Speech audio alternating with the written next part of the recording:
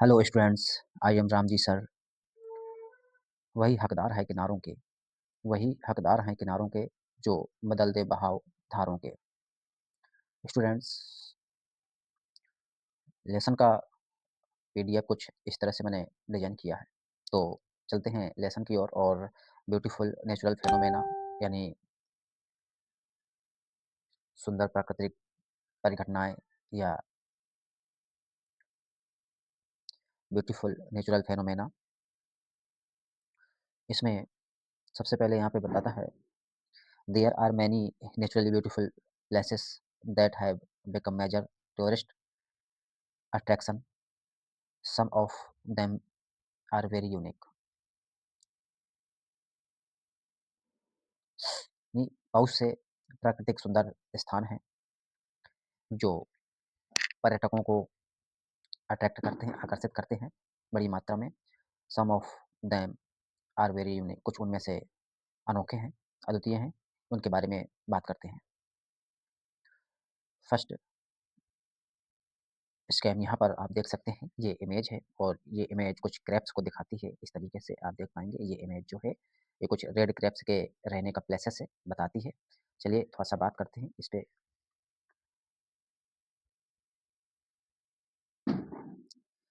Friends, million of red crabs यानी million में red crabs की क्वांटिटी है, नंबर्स हैं।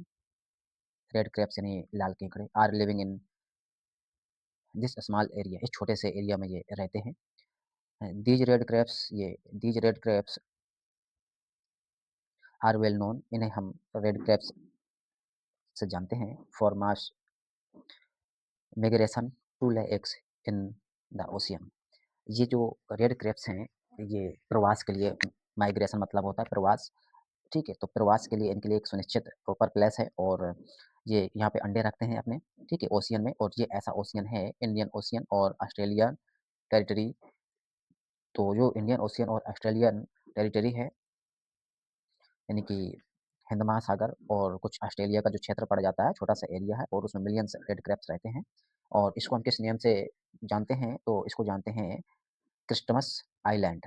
ये जो एरिया है जहाँ पर रेड क्रैब्स अपना निवास करते हैं, माइग्रेशन करते हैं और अंडे रखते हैं, वो आता है आपका, ठीक है, क्रिस्टमस आइलैंड के रूप में हम इसको क्या करते हैं, जानते हैं। चलिए आगे थोड़ा सा बात करेंगे और नेक्स्ट में चलते हैं। तो नेक्स्ट आता है ये, और ये स्कैम हमें बताएगा, इसके बारे में देखते हैं। ये कितना सुंदर सा दृश्य दिखाई दे रहा है और इस दृश्य को हम इस तरीके से भी देख सकते हैं, देखिए। और जस्ट ये जो ब्यूटीफुल प्लेसेस ब्लू व्हाइट नज़र आ रहा है, ग्रीन ग्रीन, इसी के बारे में हम थोड़ा-सा रीड करेंगे इसमें। तो ये जो स्कैम है, चलिए रीड करते हैं और बात करेंगे आगे इसपे। The bright green blue glow comes concentrated populations of macroscopic phytoplankton phytoplankton that are bioluminescent, meaning their chemical energy emits light resulting in beautiful illuminating waves, Vaadhoo island, Maldives. यानी इसका मीन्स है कि जो ब्राइट मतलब चमकीले, ग्रीन और ब्लू ग्लोम्स कम्स जो हैं ये दिखाई देने वाले जो, ठीक है, ब्लू ग्रीन्स लाइट हैं जो ये चमकते हुए, ये कंसंट्रेटेड पॉपुलेशंस मतलब होता है क्या करते हैं, पब्लिक को बहुत ज़्यादा कंसंट्रेट, उनका ध्यान आकर्षित करते हैं। और माइक्रोस्कोपिक फाइटोप्लैंक्टन मतलब होता है फाइटो प्लांटकेटन। तो फाइकोप्लांटकेटन मीन्स जो होता है, मतलब एक प्लवक होता है, प्लावक बहुत ही, ठीक है ना, सूक्ष्म जीव होता है और जलीय जीव होता है। दैट आर बायोल्यूमिनेसेंट मतलब ये कैसा होता है, मीनिंग दियर केमिकल एनर्जी, ये चमकदार होता है और ये, ठीक है, लाइट के द्वारा ये जो ऐसी एनर्जी को जनरेट करता है, ठीक है, जो इसका मीन्स क्या होता है, लाइट होता है, ठीक है। ल्यूमिनेसेंट मतलब होता है प्रकाशित होता है, यानी कि ये अपने कलरफुल टाइप में ये, और ये एक तरीके का क्या करता है, केमिकल एनर्जी को रिलीज करता है, ठीक है, लाइट के फॉर्म में। और resulting in beautiful illuminating waves, तो ये प्रकाशित तरंगों के रूप में जब ये उन पे बहुत ही ज़्यादा लाइट को, ठीक है, जनरेट करता है, तो ये, ठीक है, एनर्जी के फॉर्म में, तो इसको ये एकदम चमकीले लाइट की तरह ही ये लहरों को दिखाई देता है। यानी लहरें जब हम देखते हैं तो लहरें कैसी चमकीली दिखाई देती हैं, लाइट के फॉर्म में दिखाई देती हैं। और ये कहाँ देखने को मिलता है दृश्य, तो वाधु आइलैंड, मालदीव में देखने को मिलता है और इसे हम कहते क्या हैं, तो ये आता है बायोल्यूमिनेसेंट वेव्स होता है, ठीक है ना? यानी कि चमकीला दृश्य प्रकाश तरंगे कैसे हैं, क्या दृश्य प्रकाश तरंगे कह सकते हैं हम। ये इसका मीन्स होता है और आपके सामने ये प्रेजेंट है यहाँ पर और इस तरीके से आप ये देख पाएँगे ये और ये इस वाले एरिया की मैंने अभी-अभी, ठीक है ना, इसका डिस्कस किया है। चलिए बात करते हैं आगे और बढ़ते हैं आगे। नेक्स्ट जो आता है वो इस प्रकार से है। तो यहाँ भी थोड़ी-सी बात कर लेते हैं, सभी का मन है स्टूडेंट्स का। देखिएगा, तो सभी स्टूडेंट्स यहाँ पे अटेंशन देंगे।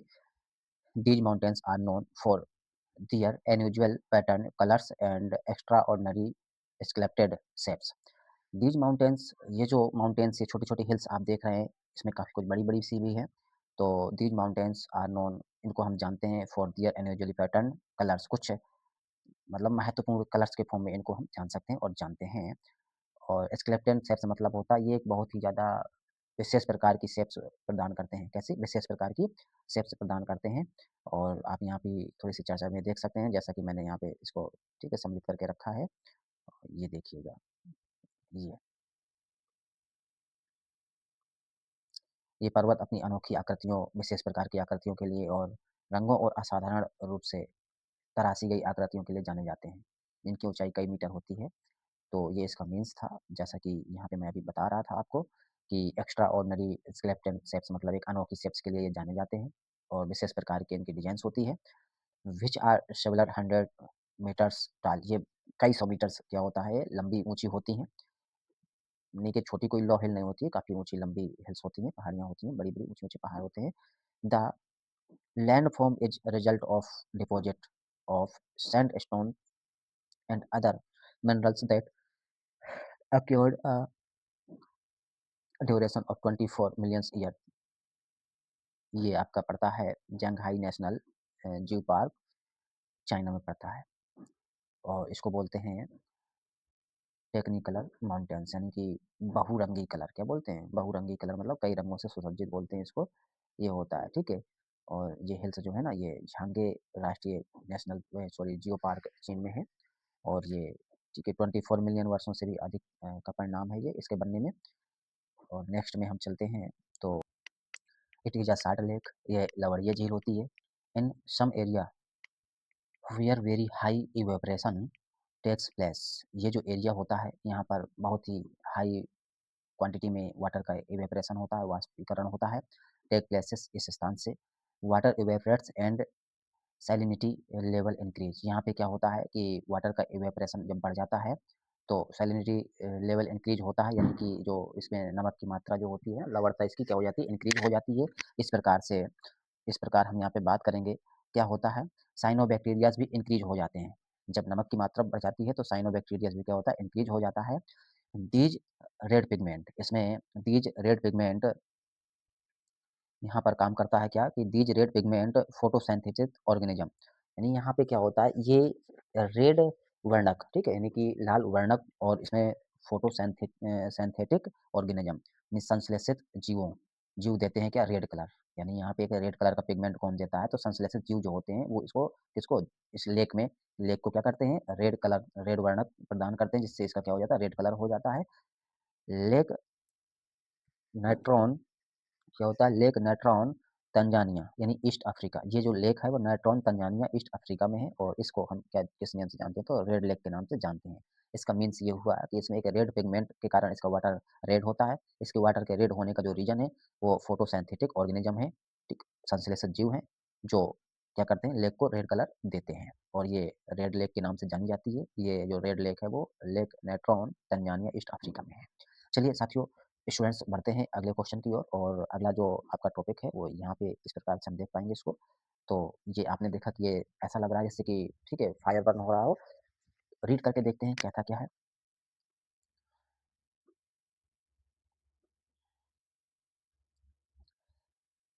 इसको हम अभी रीड करने के लिए रेडी हैं, तो रीड करके देखते हैं। This is a natural gas crater. ये एक प्राकृतिक गैस क्रिएटर है, गड्ढा है, set on fire by the scientist in 1971 to prevent the spread of methane gas. यानी क्या किया गया, ये नेचुरल गैस का जो है क्रिएटर है, गड्ढा है, set on fire by the scientist in 1971 1971 में 1971 में क्या किया साइंटिस्ट ने इस पे क्या किया आग डाल दी थी, आग लगा दी थी इस पेट पर, इस गड्ढे पर, इस क्रेटर पर। क्यों लगा दी थी? क्योंकि prevent to spread of methane gas, क्योंकि मेथेन गैस इसमें से निरंतर क्या प्रोड्यूस हो रही थी, और ये प्रोड्यूस हो रही थी तो बढ़ रही थी, इसकी मेजरमेंट थी, इसकी मात्रा बढ़ रही थी, तो और अधिक इसका विस्तार ना हो इसके लिए उन्होंने क्या किया था, उस गड्ढे पे आग लगा दी, बनेगी और वहीं पे जलती रहेगी। It has been burning continuously since then, तब से ये कंटिन्यू उस गड्ढे में आग जल रही है। The creator is a popular tourist spot, ये जो क्रिएटर है, ये जो गड्ढा है, इस तरीके से मीथेन गैस की तरह से कंटिन्यू निरंतर, ठीक है, फायर इसमें क्या है, जल रही है, आग जल रही है, और ये टूरिज्म को क्या करता है, टूरिस्ट को बहुत ही ज़्यादा, ठीक है, मात्रा में अट्रैक्ट करता है, ये जो, ठीक है, स्पॉट है। और ये जो स्पॉट है, ये कहाँ पर है, तो तुर्कमेनिस्तान में है, तुर्कमेनिस्तान में है, और ये तुर्कमेनिस्तान का ये जो पेट है, ये जो क्रिएटर है, ये क्या कहलाता है, तो डोर टू हेल। अब डोर टू हेल मीन्स आप कह सकते हैं कि जो ये डोर टू हेल है, इसको हम कहते हैं नर्क का द्वार, क्या कहते हैं, इसको नर्क का द्वार कहते हैं।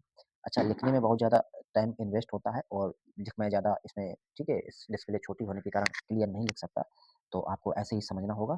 तो इस क्रिएटर को क्या बोलते हैं हम, इस क्रिएटर को बोलते हैं नर्क का द्वार। चलिए बढ़ते हैं नेक्स्ट। और ये लास्ट इमेज है, और इस इमेज को मैं आपको एक बार हाईली करके दिखाता हूँ, तो ये देखिएगा, और कैसा कितना सी ये ब्यूटीफुल नेचुरल, ठीक ना, साइड है। तो आपने देखा, अब आ जाइए इसकी थ्योरी क्या कहती है। lie beneath Lake Abraham creating a unique mountains view, यानी ये जो लेक है, ये लेक अब्राहम क्रिएटिंग के नीचे दी गई है, और इस पे हम थोड़ी सी बात करेंगे। lies beneath Lake Abraham creating a unique mountain view, ये जो लेक है, ये अब्राहम लेक के नीचे ये साइड, ये दृश्य स्थित है। The decaying plants on the bed of the lake release methanes, यहाँ के जो सड़े गले पेड़ पौधे होते हैं वो मेथेन गैस रिलीज करते हैं, which become trapped just below the surface as a lake begins to freezing in winter, winter में जो होता है ना, तो इसमें आइस जम जाने के कारण ये मेथेन की परतें नीचे जम जाती हैं, ऐसा इसने बताया है यहाँ पर। लेक अब्राहम कनाडा में ये सेट है, और इसको जो किस नेम से इसको जानते हैं, तो इसको हम जानते हैं फ्लेम, इसको किस नाम से जानते हैं, फ्लेमेबल आइस बबल्स के नाम से इसे जानते हैं। और अब थोड़ा-सा बढ़ते हैं नेक्स्ट नीचे की ओर, तो ये कुछ क्वेश्चन्स दिए गए हैं, इसको मैं जल्दी से करवाता हूँ। तो देखिएगा, यहाँ पर एक क्वेश्चन आता है, dirty thunderstorm, a dirty thunderstorm is a phenomenon which lightning occur in, कहता है कि एक भयंकर जो तूफान होता है, बिजली के गिरने को क्या कहते हैं? तो यहाँ पे ये आता है आपका, जिसको हम बोल देंगे वोल्केनिक प्लम बोलेंगे, क्या बोलेंगे इसमें? इसको बोलेंगे वोल्केनिक प्लम, और ये आपका option number A is right हो जाएगा, ठीक है। और नेक्स्ट आ जाता है, nacreous clouds are a type of, nacreous clouds, nacreous clouds are a type of, यानी मोतीनुमा बादल किस प्रकार के होते हैं? तो मोतीनुमा बादल जो होते हैं पोलर स्ट्रेटोस्फेरिक क्लाउड्स होते हैं, यानी कि ध्रुवीय समताप मंडलीय बादल होते हैं। और नेक्स्ट क्वेश्चन आता है, N optical phenomenon that occur due to the reflection of bright light by ice crystals present in the atmosphere, बर्फ के कणों के द्वारा होने वाली एक प्रकाशीय परिघटना का जो दृश्य होता है उससे रिलेटेड है, और इसके हम बोल सकते हैं लाइट ब्लेयर्स, ठीक है, एन ऑप्टिकल फेनोमेनन, ठीक है, दृश्य घटना होती है जो ऑप्टिकल, ठीक है, occur due to the reflection of the bright light by ice crystals in present in the atmosphere, वायुमंडल में, ठीक है ना, इस तरीके से। तो ये आता है आपका लाइट कलर्स होता है, और इसी के साथ ये लेसन आपका फिनिश होता है, और नेक्स्ट लेसन में नेक्स्ट वीडियो के साथ मिलते हैं, तब तक के लिए जय हिंद, नमस्कार।